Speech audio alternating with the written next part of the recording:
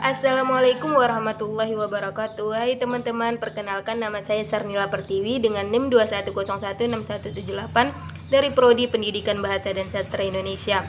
Pada kesempatan kali ini saya akan menyelesaikan tugas mata kuliah keterampilan berbicara. Mari kita simak penjelasan dari saya.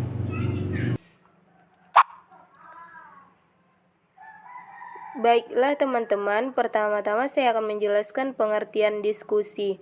Diskusi adalah suatu interaksi komunikasi yang terjadi antara dua orang atau secara kelompok, di mana tujuannya untuk membahas suatu tema atau topik tertentu sehingga menghasilkan suatu kesepakatan pendapat. Langkah-langkah melaksanakan diskusi. Langkah persiapan yang harus disiapkan, yang pertama, merumuskan tujuan yang ingin dicapai, baik tujuan yang bersifat umum maupun tujuan yang bersifat khusus.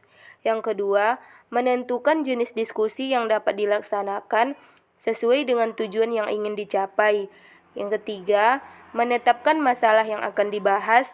Yang keempat, mempersiapkan segala sesuatu yang berhubungan dengan teknis pelaksanaan diskusi, misalnya ruang kelas dengan segala fasilitasnya, petugas-petugas diskusi seperti moderator, mau tulis, dan tim perumus jika diperlukan. Kemudian ada pelaksanaan diskusi. Yang pertama, memeriksa segala persiapan yang dianggap dapat memengaruhi kelancaran diskusi. Yang kedua, memberikan pengarahan sebelum dilaksanakan diskusi, misalnya menyajikan tujuan yang ingin dicapai serta aturan-aturan diskusi sesuai jenis diskusi yang akan dilaksanakan. Yang ketiga, melaksanakan diskusi sesuai dengan aturan main yang telah ditetapkan. Yang keempat, dalam pelaksanaan diskusi hendaklah memerhatikan suasana atau iklim belajar yang menyenangkan, misalnya tidak tegang, tidak saling menyudutkan, dan lain sebagainya. Yang kelima, mengendalikan pembicaraan kepada pokok persoalan yang sedang dibahas. Hal ini sangat penting sebab tanpa pengendalian biasanya arah pembahasan menjadi melebar dan tidak fokus. Kemudian ada penutup diskusi. Yang pertama, membuat pokok-pokok pembahasan sebagai kesimpulan sesuai dengan hasil diskusi. Yang kedua, mereview jalannya diskusi dengan meminta pendapat dari seluruh peserta sebagai umpan balik untuk perbaikan selanjutnya. Kendala dan kelemahan metode diskusi. Menurut Suryo Subroto, kelemahan-kelemahan metode diskusi, yang pertama, suatu diskusi tidak dapat diramalkan bagaimana hasilnya sebab tergantung kepada kepemimpinan siswa dan partisipasi anggotanya. Yang kedua, suatu diskusi memerlukan keterampilan-keterampilan tertentu yang belum pernah dipelajari sebelumnya. Yang ketiga, jalannya diskusi dapat dikuasai atau didominasi oleh beberapa siswa yang menonjol. Tidak semua topik dapat dijadikan pokok diskusi, hanya hal-hal yang bersifat problematis saja yang dapat didiskusikan. Diskusi yang mendalam memerlukan banyak waktu. Siswa tidak boleh merasa dikejar-kejar waktu.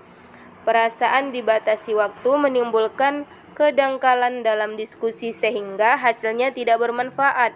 Apabila suasana diskusi hangat dan siswa tidak berani mengemukakan buah pikiran mereka, maka biasanya sulit untuk membatasi pokok masalahnya. Dalam diskusi, siswa sering kurang berani mengemukakan pendapatnya. Jumlah siswa di dalam kelas yang terlalu besar akan mempengaruhi kesempatan setiap siswa untuk mengemukakan pendapatnya. Tempat duduk. Tempat duduk peserta diskusi perlu diatur sedemikian rupa agar diskusi dapat berjalan dengan baik dan lancar. Fungsi dan manfaat diskusi. Sebagai wadah yang dapat membantu pemecahan masalah secara bersama-sama, sebagai wadah untuk mengembangkan diri dengan meningkatkan kemampuan berpikir, menambah wawasan dan ilmu pengetahuan, sebagai wadah untuk melatih kemampuan daya berpikir dan berbicara di depan umum, membantu dalam mewujudkan proses kreatif dan analitis para peserta diskusi, sebagai wadah untuk mengembangkan pengetahuan dan pengalaman para peserta diskusi. Unsur-unsur diskusi. Yang pertama itu ada moderator atau pemimpin diskusi. Tugas pemimpin diskusi di sini atau moderator yang pertama menyiapkan pokok masalah yang akan dibicarakan, membuka diskusi dan menjelaskan topik diskusi, memperkenalkan komponen diskusi terutama pembicara jika ada unsur pembicara atau penyaji. Yang keempat, membuka diskusi menjadi hidup atau dinamis. Yang kelima, mengatur proses penyampaian gagasan atau tanya jawab dan menyimpulkan diskusi dan membacakan simpulan diskusi. Yang ke-6, menutup diskusi.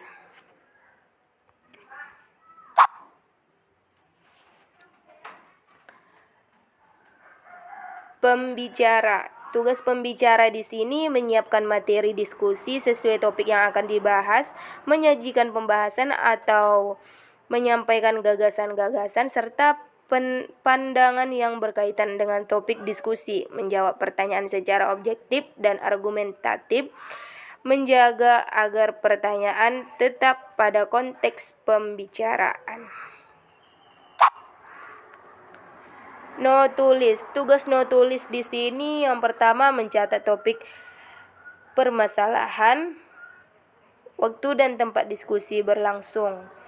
Yang kedua, mencatat jumlah peserta. Yang ketiga, mencatat segala proses yang berlangsung. Yang keempat, menuliskan kesimpulan atau hasil diskusi. Yang kelima, membuat laporan hasil diskusi. Dan yang terakhir, mendokumentasikan catatan tentang diskusi yang telah dilakukan.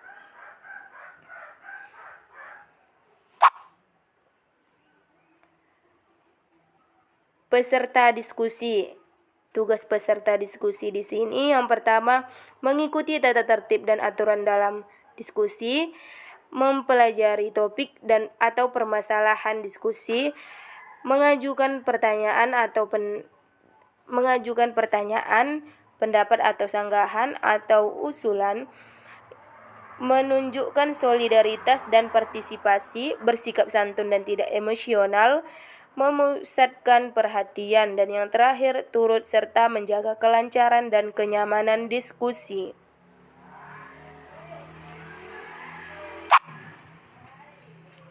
Jenis-jenis diskusi. Yang pertama ada diskusi kelompok, seminar, diskusi panel, simposium, lokakarya, kongres, konferensi, sarasehan, muktamar, munas, training.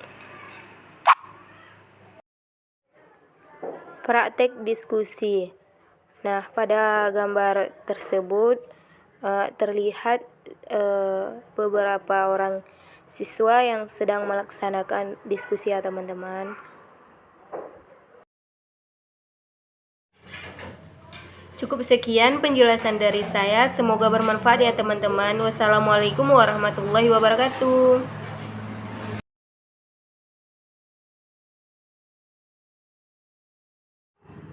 Nah, cukup sekian penjelasan dari saya mengenai